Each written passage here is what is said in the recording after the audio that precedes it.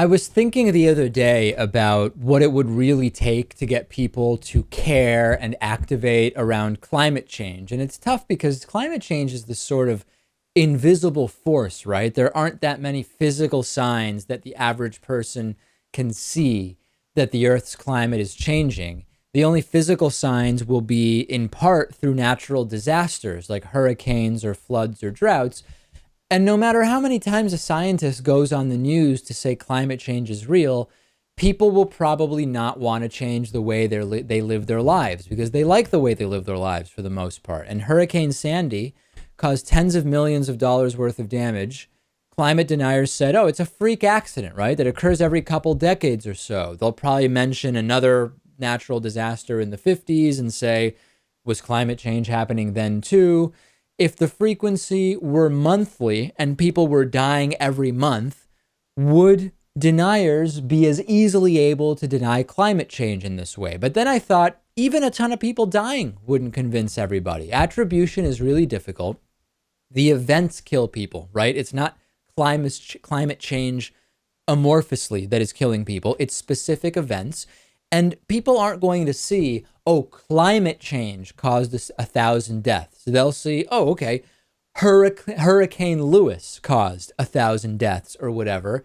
And it will still be easy to not accept climate change. So I don't really know, Lewis, what it will take to get people to really accept that climate change is a thing and that we're much better off dealing with it sooner than later. Climate change arguably has already killed many people, but much of the public doesn't see it that way. They just see an individual incident not in any way connected to broader changes in climate is what's responsible, not climate change.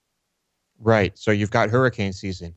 It could be a particularly bad hurricane season. Then you've got winter. Okay. There could be a lot of blizzards. Maybe during whenever tornado season is, maybe that's really bad in Tornado Alley.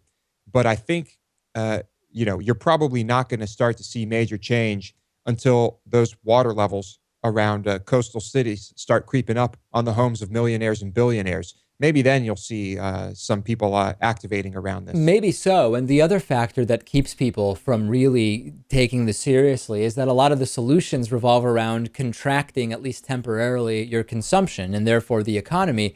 It is very tough as a candidate to get elected by saying, I will push policies of lower consumption and less economic growth in order to improve the situation for our environment. That is not a winning strategy in the United States. Yeah, definitely not. It's a really tough situation, but those big coastal cities, they are going to have to deal with this, and in the not too distant future. So, not sure how to approach it, but someone has to come up with an. And we also we have to get moving on alternative technologies. If we don't want to reduce consumption, we need to really invest in emerging technology. That's not what big political donors want. So that also is a tough agenda. And even if we came up with some silver bullet new technology that was economical and efficient and 100% pollution free today, it would probably still take 50 years before it became our primary source for energy.